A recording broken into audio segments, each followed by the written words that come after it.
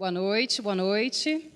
Muito boa noite aos anfitriões, Quilombo do Jaó. Obrigada por abrirem as portas para a gente estar aqui. Queria agradecer também ao Conselho de Arquitetura e Urbanismo, sem o qual esse evento, essa conversa não seria possível. A Escola da Cidade, em parceria com a Associação Cânions Paulistas, está organizando o Laicá, Escuta na Comunidade, rodas de conversa no Sudoeste Paulista, para a gente conversar sobre o que é o habitar na zona rural, com um foco especial nas aldeias, nos quilombos e nos assentamentos. Então, hoje estamos aqui no Quilombo do Jaó. Vamos ter umas conversas muito legais. Para começar, eu queria chamar a Kemelin, uma liderança maravilhosa. Que sorte de vocês ter essa menina aqui com vocês. Kemelin, fala um pouquinho para a gente. Dá boas-vindas para o pessoal. Boa noite a todos. Em nome da Associação dos Produtores Rurais Quilombos do Jaó, eu gostaria de agradecer a presença de cada um essa noite.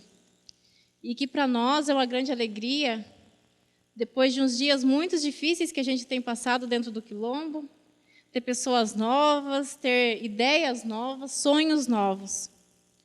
E o Quilombo está de portas abertas para receber todos vocês. Muito obrigada. Aí eu queria chamar aqui a tia Márcia, que ela é presidente da associação, para ela dar umas palavrinhas. É a nossa luta ser a senhora. Boa noite a todos. Você já conhece, meu nome é Márcia, né? A maioria já conhece eu. Eu não sei, me pegaram de surpresa aqui, mas o que é? Por isso que eu gosto de ficar mais pela final, para mim entender o que está acontecendo. Teve uma reunião, acho que 3 horas, mas eu não pude estar presente, porque eu estou com o meu olho muito ruim. Aí eu nem ia vir, a Kemelin me ligou lá, nessa, saí correndo tudo. Mas a questão é a luta que nós temos aqui dentro do Quilombo.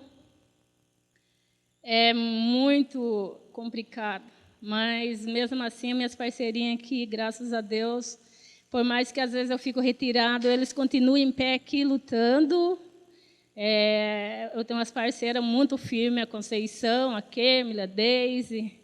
Eu vou falar para vocês, eu não tenho como agradecer eles, né? Só Deus mesmo para agradecer eles, porque às vezes eu paro, mas eles continuam ali, né, lutando. E aqui o sonho meu aqui é muito grande. De vez em quando eu entrei aqui, já entrei sonhando, né? Assim, eu moro aqui, sou filha da Sua Hilário, não deixo de trazer o nome dele em público, né? Porque eu vi ele lutando, eu vi ele chorando, já vi ele sapateando, já vi ele de todas as maneiras sofrendo, sonhando, sabe? A minha luta é que eu quero deixar todas as criancinhas, todas com um pedacinho de terra, eu quero deixar, olha, as suas crianças, os seus netos, quero deixar cada um, sabe, documentadinho. E ele morreu lutando atrás do título da nossa terra e ele foi embora e ainda ele não conseguiu. Mas, por isso, eu estou lutando, estou com contato com 2 deputados. Até enviei para a Deise, não sei se ela viu, mais um deputado aí disposto a ajudar a gente. E dependente de CPT, dependente de ser outra, o importante para mim é a ajuda. Não eu não digo assim, qual partido seja. Eu aceito aqueles que sabe, prestam nos ajudar, porque esse é o sonho nosso, o nosso título da terra. E aqui o sonho também a gente já tinha um grupo de horta aqui, né, muito forte, por fim foi descaindo tudo, e graças a Deus estou conseguindo trazer de volta tudo isso daqui, e eu com a Kemelin, às vezes, a associação está tão afundada que chega momento, eu com a Kemelin, olho uma para a cara da outra, tia, como que eu faço? Eu falo para a Kemelin, não, Kemelin, vamos em frente. E a Kemelin, para mim, é o braço direito, porque, olha, gente, não é fácil, mas eu vou falar para vocês, eu não vou desistir fácil. Não vou desistir. Se eu peguei, eu vou até o final. E até o final eu quero um resultado, se Deus quiser, sabe? E assim, eu gostei muito que você esteja aqui Não sei qual o objetivo ainda, né? Que vocês me pegaram, como eu falei, vocês me pegaram de surpresa, mas a gente chega lá. A gente chega lá. Eu tenho poucos conhecimentos, mas unindo com seus conhecimentos, né? A gente chega lá, gente. E é isso, tudo que eu tenho a dizer. Bom, obrigado pela oportunidade aqui.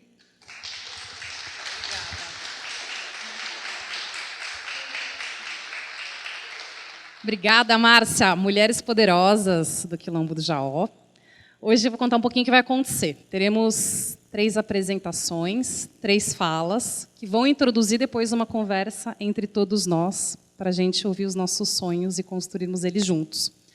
Então, a primeira fala vai ser de uma liderança do Quilombo do Jaó, que me emociona muito. Às vezes eu fico assim, até meio insegura perto dela, porque eu acho ela muito incrível. A gente vai ouvir a Deise. Depois, a gente vai ouvir a Solange Barbosa, eu apresento ela.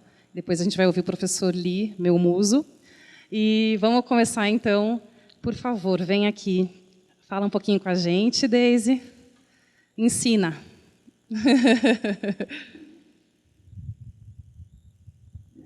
Olá, boa noite a todos e a todos presentes aqui nesse primeiro evento. Que todo aquele já deu boa-vinda, mas que todo seja bem-vindo, sinta confortável aqui na comunidade. E falando um pouco da comunidade, eu sempre trago, a Márcia falou uma palavra ali, meu pai morreu lutando, e aqui dentro da comunidade nós estamos por um objetivo, sabe? E quando nós estamos dentro de uma comunidade, nós tentamos, uma comunidade para mim, para ela ter uma cultura, eu acho que ela tem que ter uma história viva. Uma comunidade sem uma história, ela vai perdendo as suas raízes, ela vai perdendo, sabe, a sua potência. E dentro do Quilombo do Jaó, o que hoje, o meu objetivo, o que eu luto hoje pela comunidade do Jaó, é por esse objetivo, mais a parte cultural, hoje é mais a parte histórica da comunidade. Aquilo que, não vou falar que vai ser fácil, não vai ser fácil hoje se entregar, conquistar, mas uma coisa que hoje a gente tem que, para a gente conquistar, a gente tem que lutar, que nada ela vai acontecer por um acaso.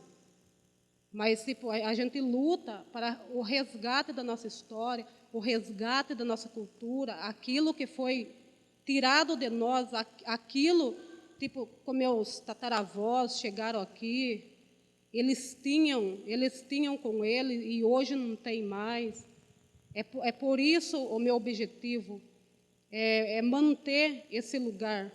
Hoje estamos aqui na comunidade, mas cada tempo é uma geração que vai estar lutando. Cada tempo vai ter uma geração mais nova, né? Uma geração vai se acabando, vai levantando outra geração, porque, né, hoje ninguém nasceu para, né, para ser um raiz, né? A gente é como uma árvore. Ela nasce, a árvore primeira, o que ela faz? Ela nasce, a gente vai cuidar dessa árvore. E essa árvore, ela vai dar muitos frutos no lugar. Mas vai chegar um tempo que essa árvore ela também não vai dar mais fruto. Mas através dessa árvore vai ter outras gerações, sabe? Que vão estar no lugar, porque não vai, sabe, se acabar, não vai mudar. E hoje, para mim, não é tipo uma comunidade, ela não nasce do dia para a noite. Com ela nasce toda uma história, todo um contexto que vem antes, que vem já estava lá na frente, sabe?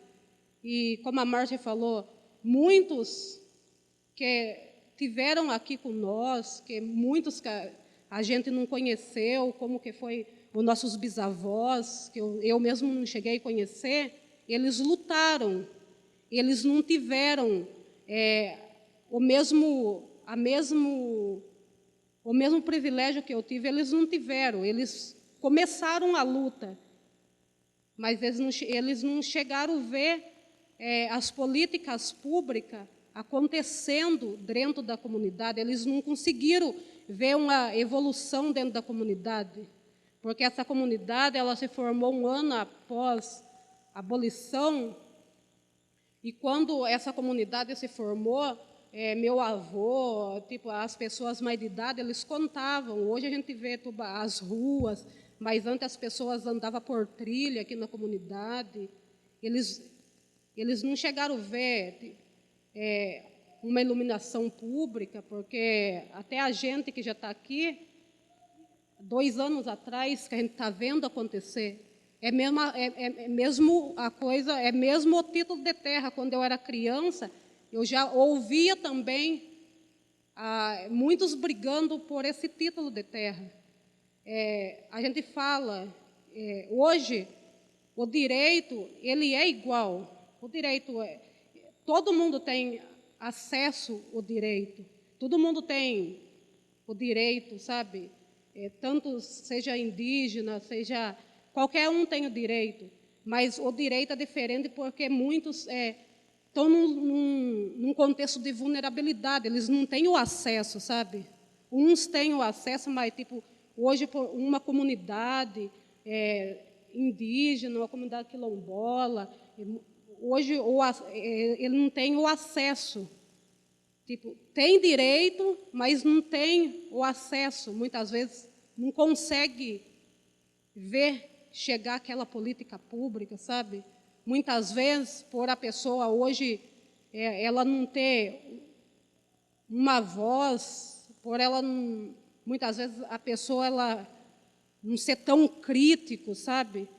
E muitas vezes a pessoa não vê chegar aquela política pública, tipo, não chega um correio naquela comunidade, muitas vezes as políticas públicas não chegam, vamos dizer, tem um posto, mas tipo, uma vez por semana para atender uma grande população. Então, o objetivo nosso aqui dentro dessa comunidade é lutar, mas para fazer a diferença, para fazer acontecer, que as políticas públicas elas venham acontecer, tirar aquilo que muitas vezes, aquele contexto que muitas vezes que não seja só uma fala, mas que na prática a gente possa ver acontecer dentro da comunidade, sabe? E eu falo, se muitos morreram e não viram acontecer, a gente está aqui para lutar e ver tudo isso, sabe? Aquilo que só está no papel, ver também na prática acontecendo aqui dentro dessa comunidade, sabe? Aquilo que eu falo que os meus bisavós não conseguiram, meus tataravós não conseguiram, a única coisa que eu falo é que eles deixaram para nós, que eles morreram, mas eles deixaram todos amparados, eles não deixaram, sabe? Eles deixaram essa comunidade amparada porque cada um tem seu teto, tem seu quintal para plantar, tem a terra. Graças a ele, eu falo que tipo, eles não estão entre nós, mas eles estão conosco, sabe? Como diz, né? A gente não anda só, sabe? Então, eles também estão com a gente. Então, o nosso objetivo é independente, estamos aqui para lutar pela comunidade, lutar também por um direito que é nosso, por um país, por uma igualdade melhor, sabe?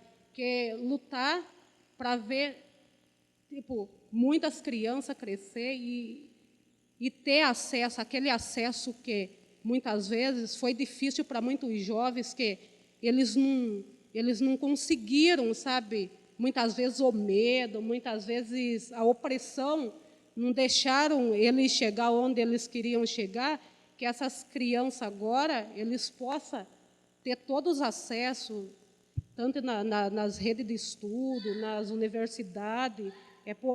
Nosso objetivo é por isso, é dar continuidade à história que nossos bisavós deixaram, que nossos tataravós deixaram, e aqueles que estão vivos também, que eles lutam, eles estão lutando junto com a gente, talvez eles não conseguiram estudo, e por causa da idade agora, jamais, né, que é impossível. Mas é uma coisa também que eles ainda têm, uma coisa com eles, que eles querem ver a diferença, que eles sempre falam, o que eu passei, eu não quero ver essas crianças, eu não quero ver esse jovem passando. E é por isso que nós estamos em pé aqui.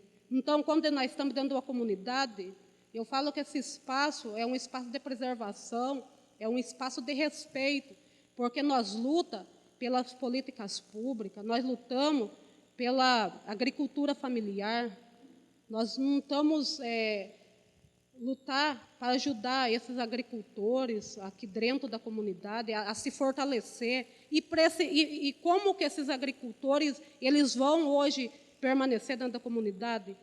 Se tiver uma política pública que seja voltado a eles, que eles estejam também, que eles tenham acesso a um meio de ganho aqui dentro da comunidade, que não precise eles sair da cidade, mas, tipo, nós temos uma riqueza aqui, que nós temos a terra, que nós aqui podemos produzir e mandar para outras pessoas que não tem hoje um lugar, não tem onde, hoje não tem aonde, não tem um quintal para plantar, por morar na cidade, ou não tem uma condição. Essa riqueza a gente tem com a gente, que é a terra. Mas a gente tem que usar essa terra de maneira, como que eu falo, de maneira respeitar a terra, respeitar a natureza, sabe? Assim, cuidar dela. Mas para esse lugar, para ele manter em pé, para ele estar firme e ter uma história, a gente não pode deixar acabar. Para manter esse espaço, porque se não tiver uma história, se não tiver uma cultura dentro de uma comunidade quilombola, ela será também como vai ser um bairro normal também. Ela tem sim que ter as suas tradições, a sua cultura, e é por isso que eu luto hoje. Na verdade, eu já pensei até de sair fora da comunidade um tempo, e depois eu pensei, sabe, eu só não saí daqui ainda, porque até posso sair, buscar outros objetivos para estar ajudando a comunidade e trazendo para a comunidade. Só não saí porque, tipo, para ajudar muitos jovens aqui, que muitas vezes se não sentar com eles, não explicar, ó, não é bem assim, né? Hoje a gente tem que sentar, conversar, ó, vamos, né?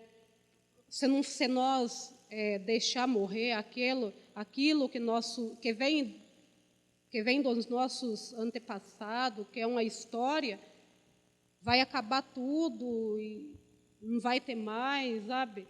Então, nós estamos aqui para motivar, para ajudar, sabe? Para ser um canal na vida das pessoas, sabe? Eu acho que, assim como os meus tataravós, eu acho que eles não vieram em vão aqui, né? Eles tinham uma missão. Eu acho que eu também, a Kemi, tudo que estão aqui, ele tem uma missão, sabe, a ser cumprida. Então, nós estamos aqui e é para essa comunidade, para ela evoluir. Eu já vejo muita diferença de uns tempos para cá, muitas coisas que hoje estão acontecendo dentro da comunidade, sabe?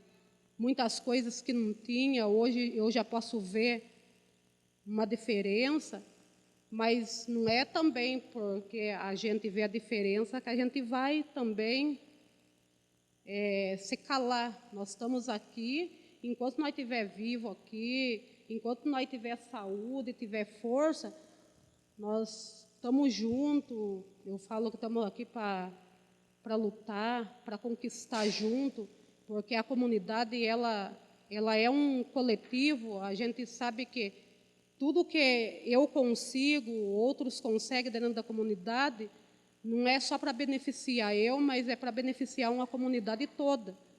Então, é esse o nosso objetivo, é lutar, levar essas pessoas a ter acesso, sabe? A ter direito tem, mas ter acesso àquilo que muitas vezes é difícil chegar, a gente lutar e trazer dentro da comunidade. Trazer aquilo que o sonho hoje, muitas vezes pessoas ali até ligam para mim, eu quero conhecer o Quilombo, quero ficar posando lá dentro, sabe? O objetivo nosso é ajudar esses jovens também aqui dentro, eles ter seu próprio ganho aqui dentro da comunidade, porque também ninguém vai querer ficar num lugar hoje em dia que não tenha, né? A pessoa tem que ter pelo menos um salário básico ali para ajudar. E o que vai motivar esses jovens também a permanecer é isso, porque senão jamais fica dentro de uma comunidade. Vai ser isso. Então, para mim hoje, para a Kemily, para a mãe da Kemily, para os demais que estão aqui, para nós motivar essa comunidade e para não deixar acabar nossas raízes, nós temos a marcha, nós temos que lutar e também romper alguma coisa que é embaraço, sabe, que muitas vezes impede as pessoas, né, de participar, mostrar, fazer a diferença na vida das pessoas, sabe, mostrar para a pessoa que não é aquilo, sabe, que eles pensam, mas vamos, motivar, contar nossa história, levar nossa história que já está fora daqui do Jaó, sabe, ajudar muitos jovens a conquistar lugares de poder, sabe, acessar lugares que hoje eles acham que para eles é impossível conquistar, e eu acho que não é impossível conquistar, eu acho que eles têm um direito de ter acesso a esses lugares. Então, o nosso objetivo é por isso que nós estamos aqui. Nós estamos aqui por um objetivo, e esse objetivo já vem desde os nossos tataravós. Eles vieram aqui, construíram, deixaram a história. Dessas histórias, os nossos bisavós contaram, nossos avós contaram. Eles passaram, sim, por um momento difícil.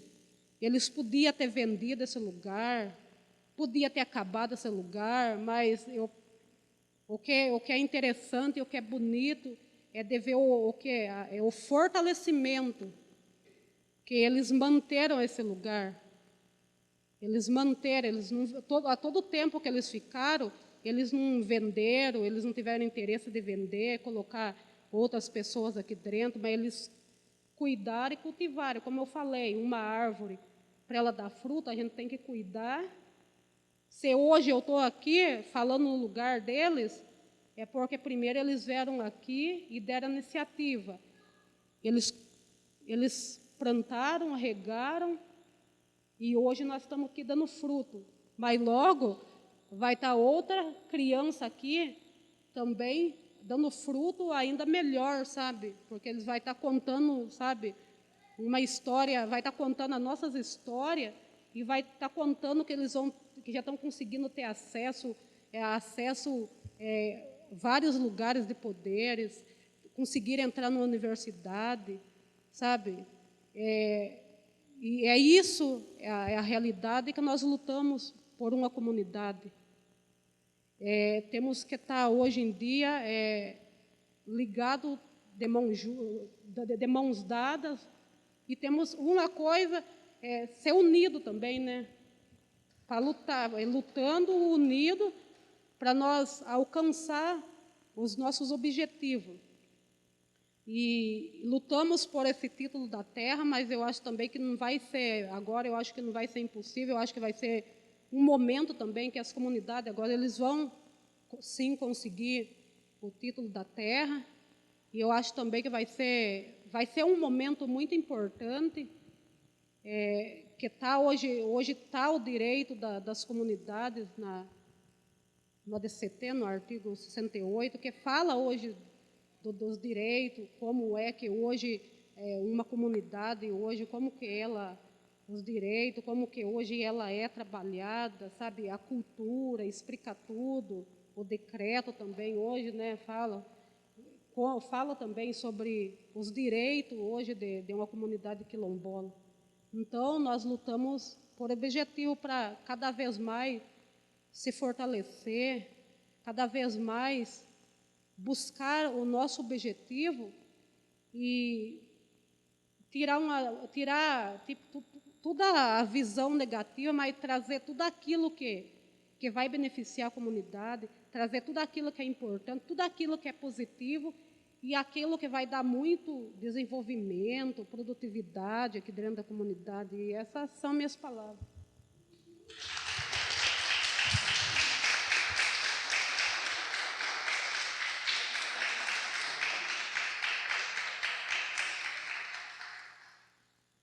Nossa Senhora!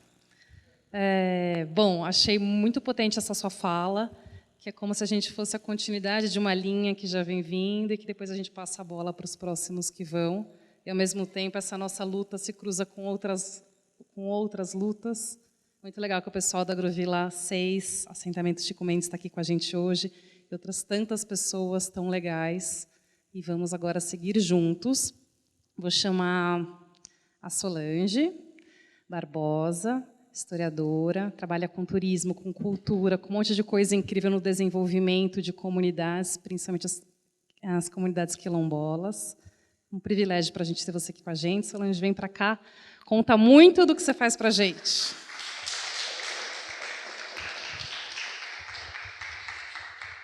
Oi, gente, boa noite.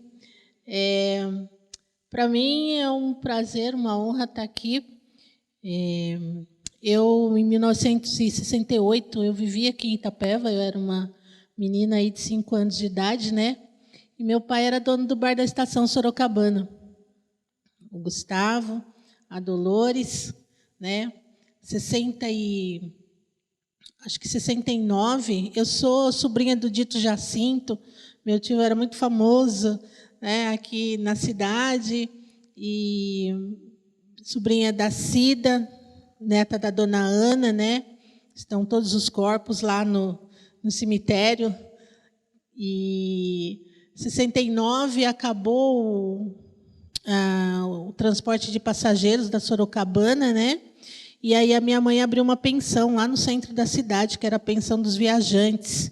E ela atendia o pessoal que passava aqui com um caminhão de tomate, ela servia almoço, e ela dava pensão também para os peões da Camargo Correia.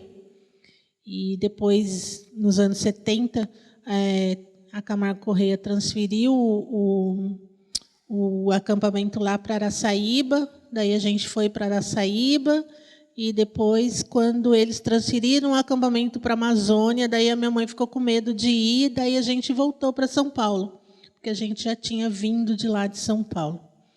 Então, eu andei muito por essa Itapeva quando era pequena, eu e meus primos, né?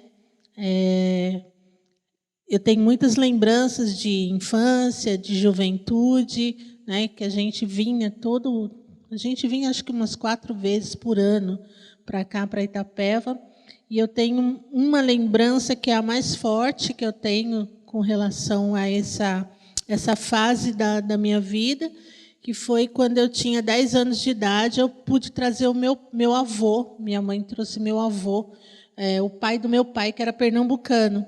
Minha avó faleceu lá no Pernambuco, daí o meu avô resolveu vir embora para São Paulo, e minha mãe trouxe ele para cá, e a lembrança que eu tenho era da gente no portão da estação, aquele portãozão, né, que fechava, e a gente brincando, eu e meu avô, a gente brincando de bater o portão até, né, a gente subir no portão e vinha até ele bater.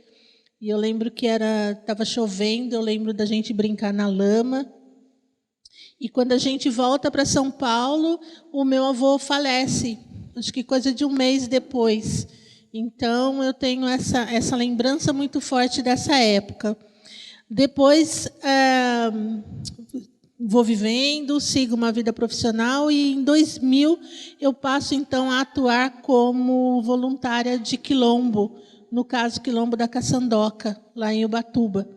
Então, em 2000 eu passei junto com o pessoal do ITESP de Taubaté, eu descia para o quilombo, participava de atividades com eles. Em 2004 eu tive a honra de participar do Encontro Nacional dos Quilombolas, tive a honra de conhecer o seu Hilário. Né? Eu sempre estava até falando para as meninas do momento potente que eu pude vivenciar, que foi ver o seu Hilário, o Ditão do Ivapurunduva, o seu Genésio do Camburi, o seu Antônio do Quilombo da Caçandoca, e ouvir aqueles homens, né? Era potência pura. Eles que tinham se organizado, que tinham conseguido, né? Depois de muita luta, que na Constituição de 88 se reconhecesse a questão do quilombo, eles que lutavam, inclusive, para fazer com que a própria comunidade se autorreconhecesse como quilombola. Né? Lembrando que quilombo era uma coisa pejorativa. Né? Ser quilombola era uma coisa pejorativa. Né? Era roubado o direito de se autorreconhecer, porque, se você for pegar a parte histórica, a primeira informação sobre quilombo que se tem é um documento de 1705 que diz que quilombo é um vale-acolto de escravos fugidos. Então, onde tiver mais de 5 escravos fugidos, aquilo era considerado um quilombo. E o quilombo só vai ter esse caráter de comunidade tradicional, de lugar de resistência, a partir da Constituição de 88.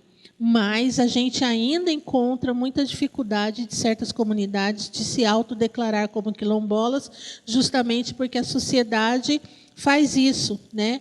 Faz essa tentativa de apagamento, faz essa tentativa de impedir o acesso dessas comunidades ao seu direito, à sua memória, né? À sua história.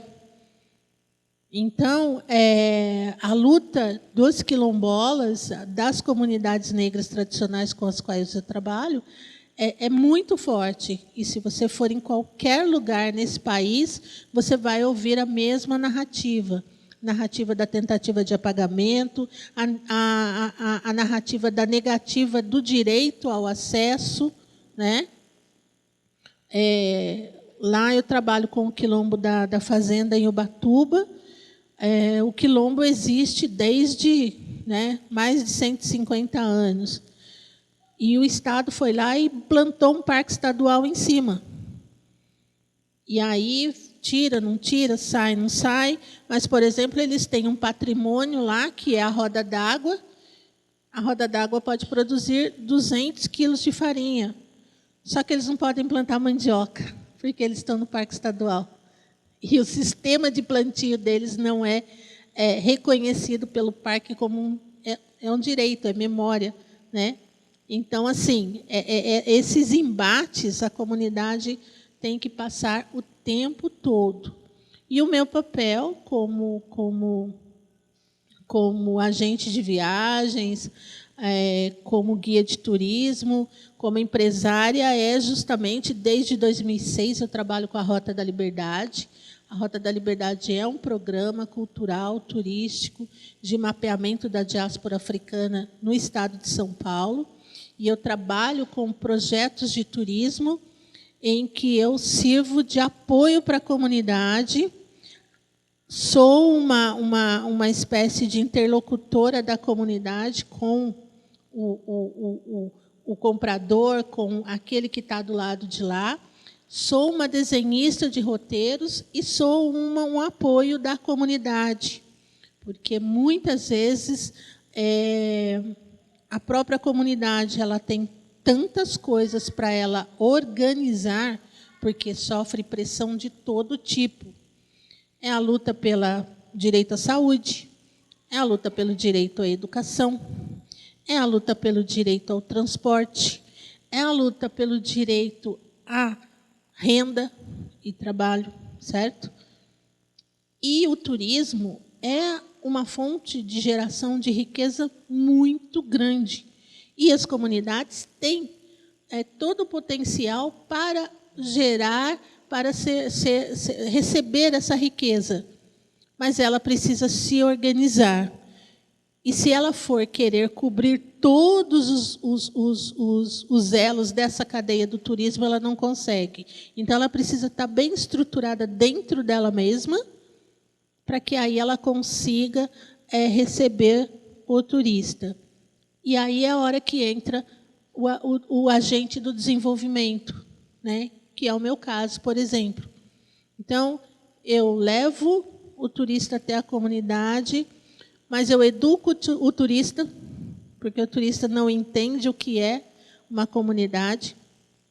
A gente tem aquele olhar de pobreza, né? As pessoas olham, ai, nossa, são pobres. São pobres do quê, né? Qual é essa pobreza que você acha que ele tem? Então eu tenho que discutir com esse turista e fazer ele entender o que ele pensa sobre, porque ele desconhece, né? Então acontece muito de você achar, o turista acha que vai chegar no Quilombo dos Palmares. Está parado lá no Zumbi, em 1606, naquela imagem do Zumbi, com aquele calçolão lá e aquela lança, e ele acha que é aquilo que ele vai encontrar. E aí o meu papel é dizer, não é nada disso, não é esse lugar. Você não vai, mesmo que você vá até Palmares, lá você já nem vai encontrar, né? Ou então a gente agora está trabalhando no TBC, começando um trabalho com aldeia indígena, e é a mesma coisa, né? Ele chega lá, o turista chega lá, vê o indígena com o celular na mão, ele se escandaliza. Isso não é índio. Isso não é índio de verdade. Por quê? Porque ele quer aquele cara atirando a flecha, e o próprio poder público se encarrega de transmitir essa imagem, né? Então, as comunidades sofrem um assédio muito grande, tem muita gente que vem de experiência autêntica, e é um circo de horrores, porque ele quer impor para a comunidade, mostrar para as pessoas aquilo que ele disse que a comunidade é e não aquilo que a comunidade é. Mas, ao mesmo tempo, eu tenho tido, ao longo desses 16 anos, aí, eu estou desde 2006 nessa jornada, de conseguir transformar alguns cenários, né? Então, a produção associada ao turismo, né? O Quilombo da Fazenda, por exemplo, eles têm uma produção gastronômica muito forte, né? A utilização do açaí da Jussara, o coração da banana para fazer salada, né? Tem 2 restaurantes que a gente conseguiu, através de um edital que eu escrevi junto com eles, a gente conseguiu equipar esse restaurante. O Quilombo Cafundó, aqui em Salto de Pirapora, que tem uma produção que estão fazendo moda com estamparia vegetal, mas que também estão se organizando para receber o turista com os cursos de turismo rural. Então, as comunidades têm cada vez mais demonstrado a sua força, o seu interesse e a sua capacidade de se organizar, pegar a sua história, pegar tudo aquilo que ela tem de melhor, até mesmo aquilo que a fez sofrer, que faz parte da história e que acaba fortalecendo, e ela transmitir isso e receber o turista.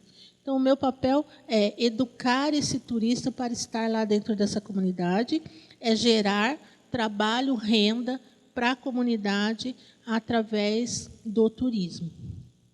Eu tenho feito isso ao longo dos anos. A minha parceria com as comunidades tem sido muito boa. Eu não só trabalho com comunidades quilombolas, eu trabalho com comunidades negras tradicionais. Então, eu produzo, por exemplo, a apresentação de grupo de jongo. Comunidade de Moçambique, eu faço também a produção. Por exemplo, em 2018, acho que 2018 ou 2019, a gente levou um encontro de jongo para o Instituto Moreira Salles. Então, a gente estava, num domingo, na Avenida Paulista, dançando jongo às 10 horas da manhã, né? eu tive a honra de fazer essa produção, né? Coordeno um Centro Cultural Afro em Taubaté também, a gente tem cursos, a gente tem uma série de atividades, então toda a minha trajetória é dedicada a ser essa parceira nessa evolução das comunidades quando elas decidem que elas querem trabalhar com o turismo. Durante 5 anos eu fui consultora da Unesco, nós trabalhamos no projeto Rota do Escravo, nós construímos um guia metodológico justamente para que as comunidades pudessem se organizar no turismo, o que eles chamam, a Unesco chama de turismo de memória, né? Que é você dar elementos para que a comunidade se organize e passe a ser, então, um polo receptivo turístico na região que ela está. Sou também uma interlocutora, hoje eu sou interlocutora regional da região turística de Rios do Vale, que são 8 cidades, então também faço essa interface com o poder público para que as comunidades negras tradicionais sejam reconhecidas como ativos turísticos dentro de um território, né?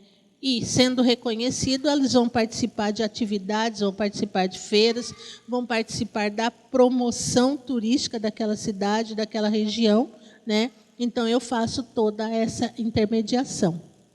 Então, esse é o meu papel, esse é o meu trabalho, e eu me sinto muito feliz de estar aqui, porque a mulher de 59 anos, a produtora, a turismóloga, se encontrou com a criança de 5 anos que descia de boia aqui no Pilão d'Água, né, com o tio Dito, porque o nosso passeião de domingo era vir para o Pilão d'Água aqui e todo mundo descer de boia, que hoje o Conselho Tutelar já não deve nem permitir mais isso, mas o tio jogava a gente e dizia, vai. Só dava um pezinho na boia lá e a gente saía que nem umas lagartixas rolando pelo Pilão d'Água abaixo. Mas, então, hoje é um reencontro dessas duas, né, dessas duas pessoas, e eu agradeço muito a vocês pela oportunidade de estar aqui, né, e de poder conhecer um pouco do trabalho de vocês. Eu lembro de toda a fala do seu Hilário, né, na época, de como eles, naquela época, 2004, era a luta pelo direito à terra, né? Era a luta por... O turismo nem era a conversa, mas era a luta daqueles homens pelo direito à terra, e eu estou muito feliz de estar aqui, ouvir vocês, né, e ver que nós cumprimos o nosso papel enquanto afrodescendentes, que é honrar aquele que veio antes da gente. Muito obrigada.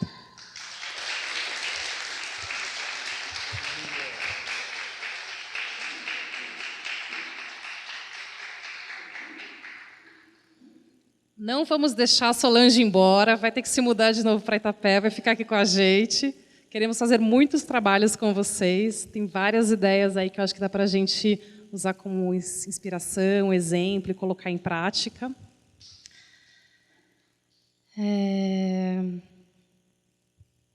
Chegou a sua hora.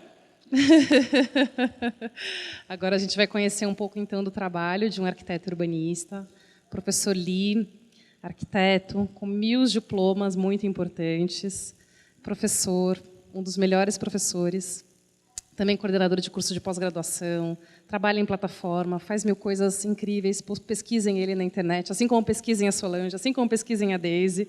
Lee, vem falar para a gente, mostra seus trabalhos, por favor.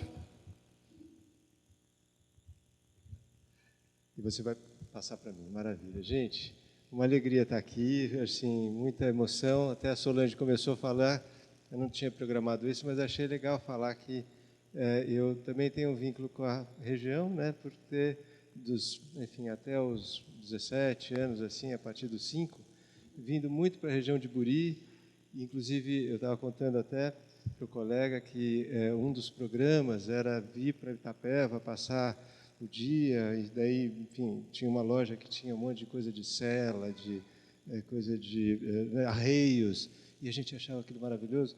Então, é uma região que me ensinou muito, assim, né? Que eu lembro conhecer, enfim, passear ao ar livre, pelas colinas, observando, enfim, esses ciclos naturais, assim, é um lugar que me ensinou muito. Então, também é muito bom estar aqui. Essa vida muito criativa faz a gente aparecer de volta nos lugares, como disse a Solange, então, uma alegria estar aqui. E, enfim, paulistano, né, aquela coisa, vida de paulistano, e fui descobrir o mundo das comunidades quilombolas tarde, assim, já na faculdade, porque essa coisa da vida do dia a dia, assim, eu não tinha notícia, é uma coisa muito maluca, né? Assim como dos movimentos pela terra, mesmo as comunidades indígenas, né, da maneira como era, tudo isso para mim era, na infância e adolescência, era uma coisa que a gente, essa vida de paulistano, aquela coisa meio que a gente fica lá que não sabe de nada, no fundo, né?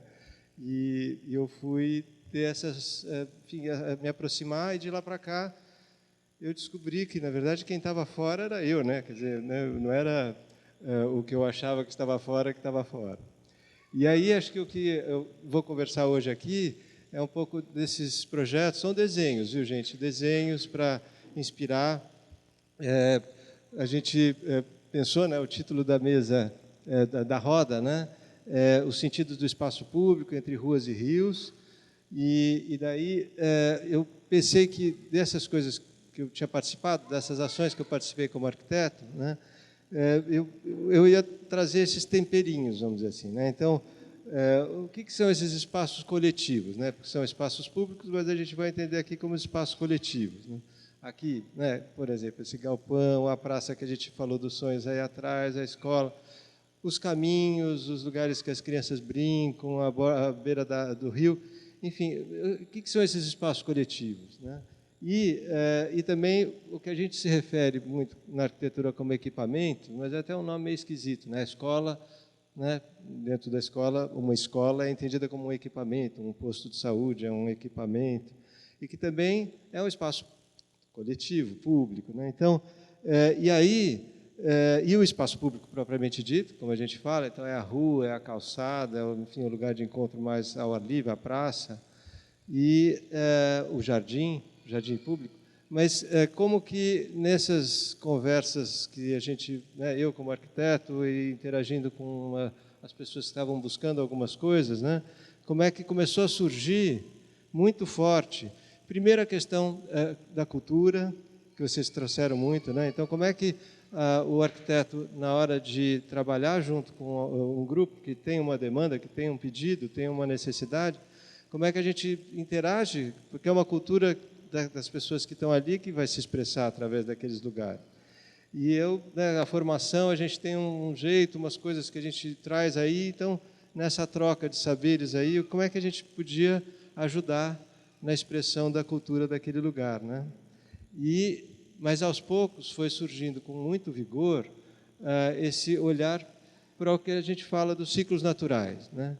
Então, como é que a arquitetura, né, os edifícios, as estruturas, os caminhos, né, como é que eles funcionam em uma harmonia, né, dinâmica, né, porque os ciclos, vocês sabem, são agricultores, né, sabem como é que é, né? Então, a chuva aumenta, diminui, daí muda de um ano para outro, e aí, enfim, os ventos, enfim, tudo é muito dinâmico, né?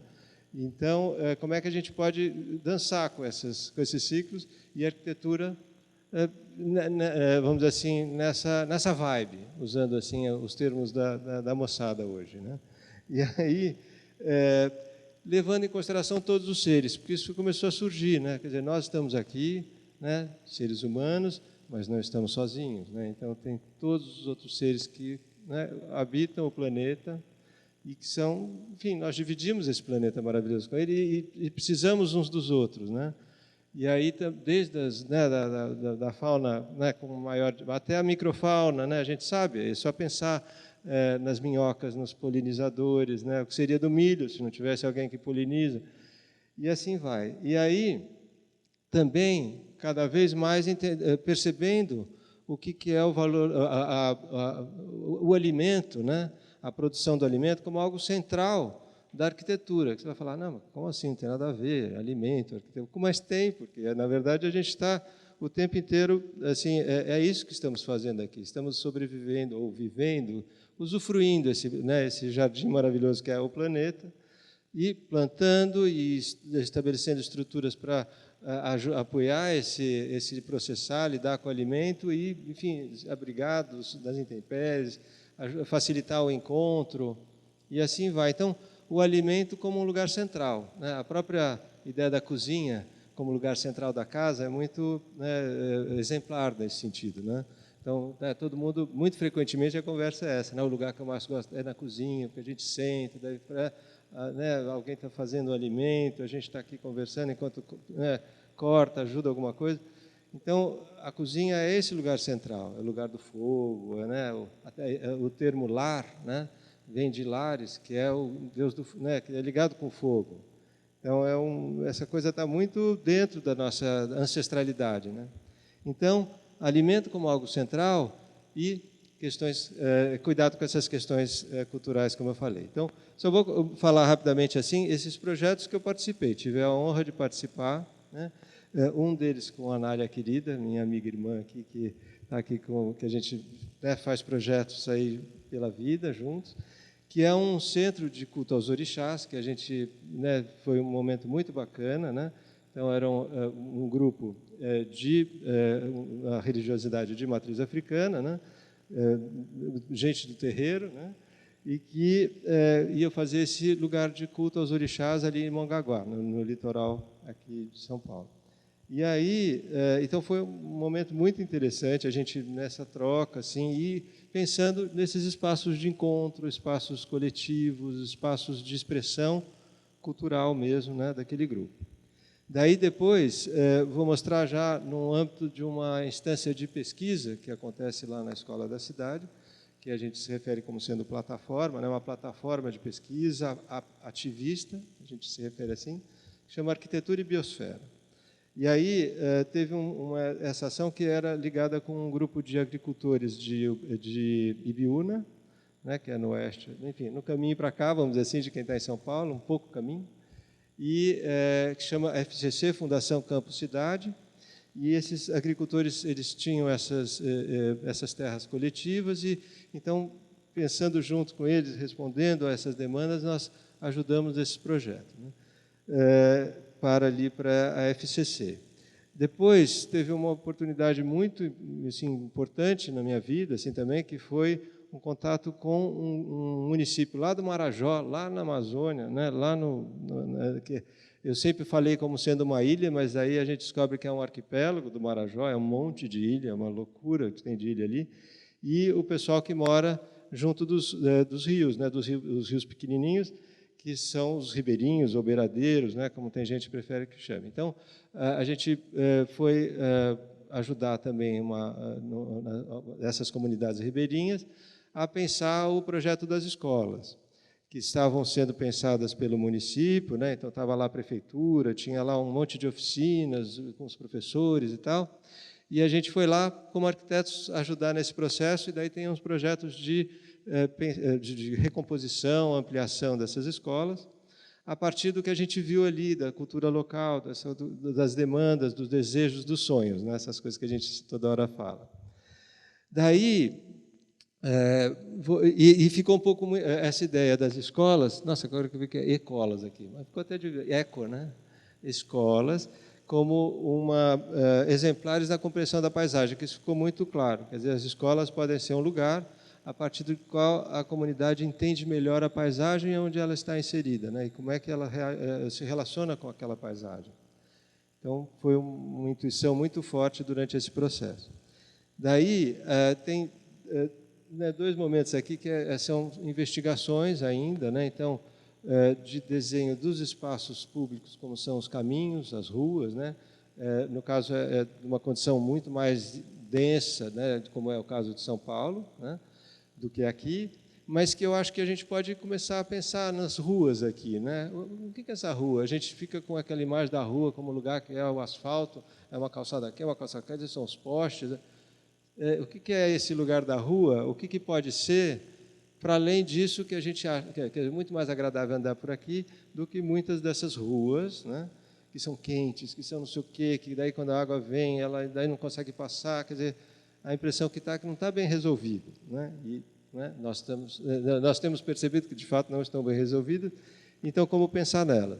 E daí, junto com a malha até, tem uns desenhos aqui que são uns sonhos também, referentes a Carapicuíba, que é um município ali junto de São Paulo, que está com muitas questões relacionadas a um vale ali, que tem a ver com o desenho das vias, dos espaços públicos, e tem muito a ver com o povo dos terreiros ali também.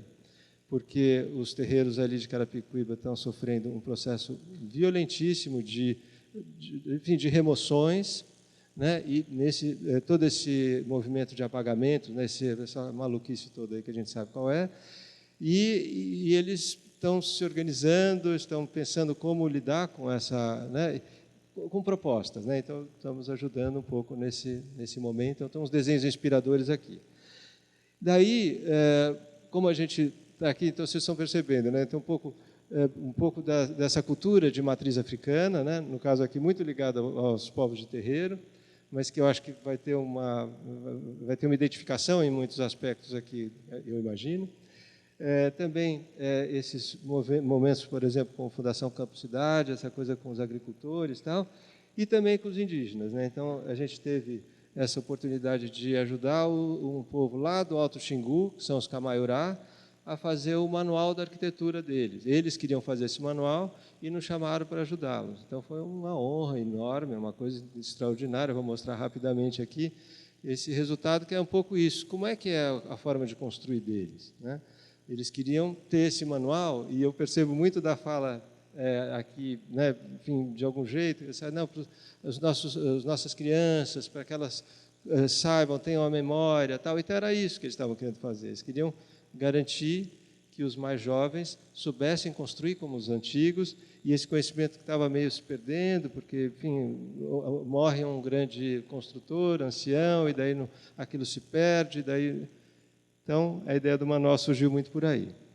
E aí teve ainda está em curso, uma relação com os Tupinambá do sul da Bahia, que, assim, aparentados dos Guarani, que não estão aqui hoje, mas que a gente está também nessa troca com eles, que também todo esse processo de esforço de apagamento, eles foram entendidos como extintos, imagine, daí eles falam, como assim? Eu estava lá e diziam que nós não existimos, né? Então, tem todo um processo de retomada,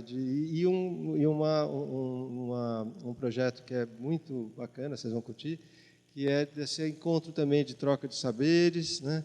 E para eles produzirem esse espaço lá de acolhimento, de cura. No fundo, a gente sempre está falando de cura, né? Cura da gente, cura do lugar, cura da terra, né? Então, acho que tudo de algum jeito está aí. E como a arquitetura pode, né, ajudar nesse que é um processo coletivo, a inteligência coletiva, né? E, por último, um recente projeto que é de um centro de mídia e cultura de uma etnia lá de Rondônia, que são os Urueu-Auau, que todos esses aqui, a partir do segundo, foram feitos nessa plataforma Arquitetura e Biosfera. Um dos grupos, ele resolveu virar uma nova plataforma. Então, essa aí, que é a nova plataforma, que é Cidade e Floresta. Bom, vou começar a mostrar umas figuras aqui para ficar mais animado. Vamos lá.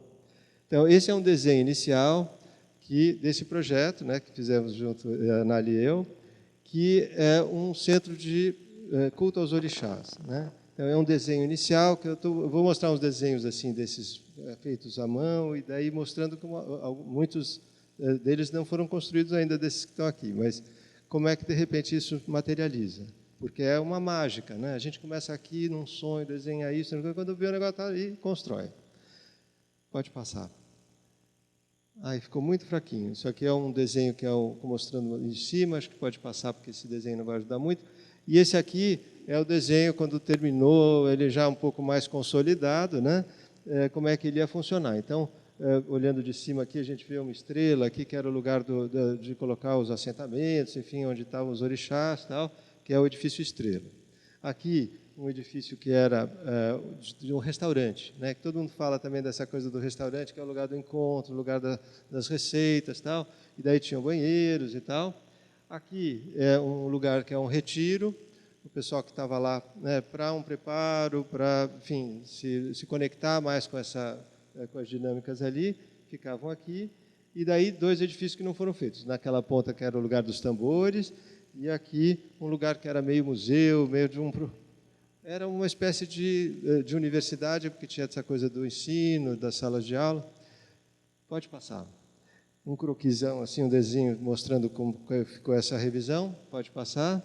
E aí ele, parcialmente feito, porque, como eu falei, aquele edifício que parece uma coroa, assim, na frente, não foi feito, nem da ponta aqui.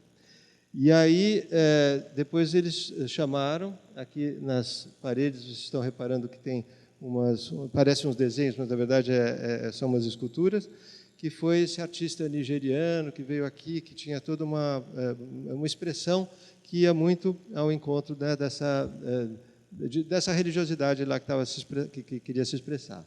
Pode passar. Daí tem mais umas imagens mostrando, então, esses lugares que são usados coletivos, né? Então, isso podem ser inspirações para imaginar o que pode ser esse conjunto aqui, por exemplo, né? Então, um lugar que tem festas, que também é um lugar que a criança brinca, aqui bem no comecinho, depois imagino que as plantas cresceram por aqui. Ali o edifício que eu chamei de Estrela. Pode passar. Aqui olhando para o restaurante, né, esse espaço que também amplia as mesas, a cozinha meio aberta, pode passar.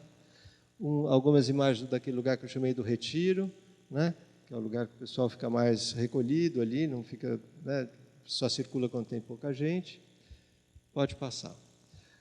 Enfim, daí passamos por esses projetos daqui para frente que são ligados a essa plataforma Arquitetura e Biosfera, né? Que é onde, na verdade, esse projeto também foi acolhido, né? Foi via essa plataforma que chega na Escola da Cidade, o projeto que a Carol é responsável. Então, pode passar. FCC, que é o lugar lá de Biúna, da Fundação Campo Cidade. Então, esse aqui é um desenho visto de cima, né? Como uma área dessa Fundação Campo Cidade, que, se eu não me engano, acho que eram 6 hectares, e tem uma coisa aqui que, né, faz um C aqui, que era uma construção existente, né? E esse foi um primeiro planejamento, né, e que eu acho que é uma coisa que a gente pode também pensar no âmbito de todas as comunidades aqui, né? Como que a gente pode ter algum espaço, pelo menos? Idealmente, eu acho que tudo devia ser pensado como um grande lugar de ensaios, um grande laboratório que a gente planta, a gente vive, mas a gente fica testando coisa nova, experimentando coisa, melhorando isso, melhorando aquilo. Mas, eventualmente, um espaço que sirva para isso. Então, esse caso aí era um lugar que a experiência de agroflorestas, né, não sei se vocês já estão ensaiando alguma coisa nesse sentido, tinha uma área de laboratório para fazer, também como se fosse um banco de sementes, mas também lidando com as abelhas, né, enfim. E tinham vários tipos de ensaio de irrigação. Eu vi que vocês têm irrigação aquela por chuveirinho, lá perto da Daisy, mas eu não sei se também tinha gotejamento. Daí a Anália, né, a gente se inspira muito, tem uma recomposição que ela faz, né, de uma forma de irrigar, que é por vasos comunicantes, né, que você coloca uns tubos para baixo da terra e tem os vasinhos ali que você enche, e que daí essa irrigação acontece de um outro jeito. Enfim, várias formas de irrigar que estariam sendo, não, por osmose, enfim. Então, é um lugar de ensaio, né? E esse lugar que já existia, que é um lugar que era entendido como uma escola agrícola, a gente começou a pensar uma maneira de cultivar que fosse uma grande sala de aula, né? Esse pátio. E há muitas pessoas mais velhas ali, então, para não ficar se abaixando todo, então foi pensado uma maneira de plantar isso de maneira que as pessoas não precisassem se agachar tanto e né, não ficassem com dor nas costas. Pode passar, Carol. Então, um pouco esse é o lugar mais central, na casa, e esse lugar aqui que a gente brincava, que era uma espécie de lousa, né, canteiros, né? Pode passar. Esse é um desenho mostrando essa ideia aqui, que também tinha uns lugares que tinham como é que fala, para perceber a direção do vento, e um pouco de como é que funcionavam as águas. Pode passar. Então, um desenho desses canteiros, pode passar.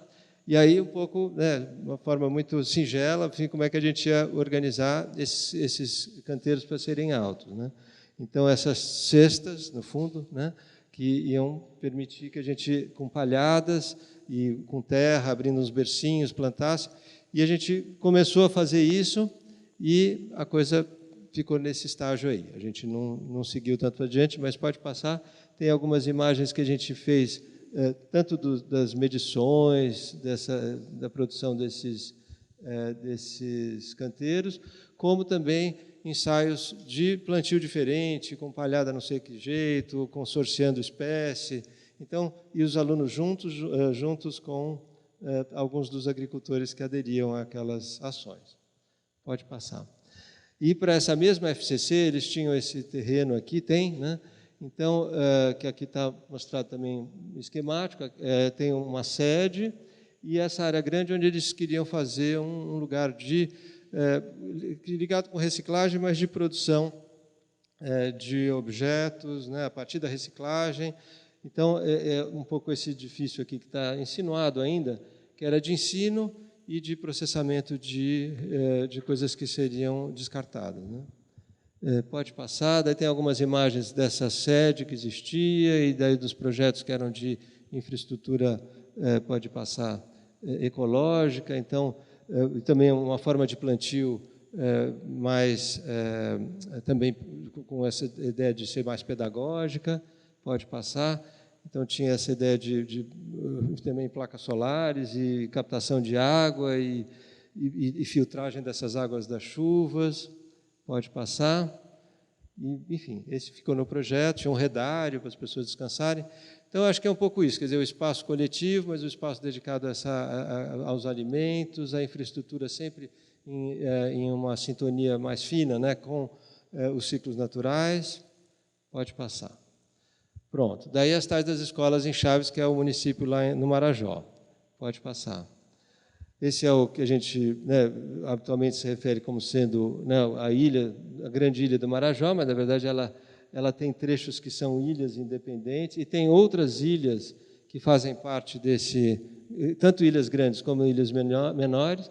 Isso que está marcado, que tem essas bolinhas vermelhas aqui, é o tal do município de Chaves, e num desses dos rios, que é o Rio Cururu, ali no município, as escolas de lá que estavam sendo repensadas. Pode passar, Carol. E aí, esses desenhos são desenhos tentando identificar o que eram essas localidades, eles chamam de localidades, inclusive, né, essas localidades ribeirinhas. Então, aqui, essas duas linhas aqui mostram o rio como ele está na seca, no tempo seco. Só que quando ele enche, ele vai embora, né? Então ele vai para cá e, enfim, as casas elas são construídas altas, porque quando vem a água elas ficam sobre as águas, quando elas estão secas elas têm um lugar embaixo para, enfim, de apoio, inclusive, e tal. E aqui, não sei se dá para perceber bem, todas as casas têm essas pontes, né, com uns piers na frente, um lugar que tem uma possibilidade de você embarcar tanto alta quanto baixa, por conta dessa coisa da maré. Mas isso assim, entendendo como é que é esse lugar, como é que funciona, como é que a gente vai lidar com essa paisagem, né? Pode passar. E aí a gente ia descobrindo o lugar, como é que o pessoal plantava lá, por exemplo, né?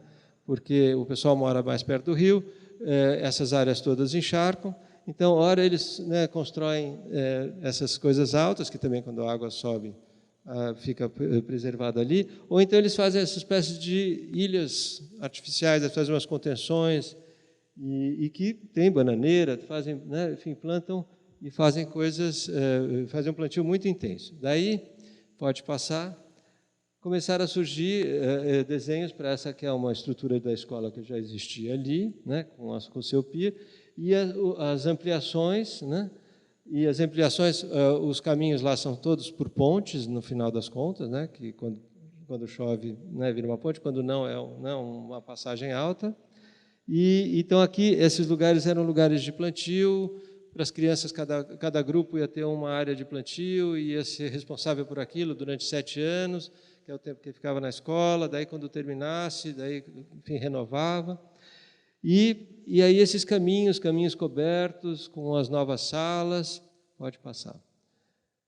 E daí esse foi o projeto que consolidou um tanto, que daí tinha a cozinha nova, que era uma cozinha maior, uma área de laboratório, e tudo é laboratório. Então, os banheiros eram laboratórios, porque lá os banheiros, com essa coisa da água sobe e desce, como é que vai fazer, né? Então, a gente acabou acolhendo uma ideia e muito entusiasmados com a ideia de, apesar dessa água toda, banheiros secos.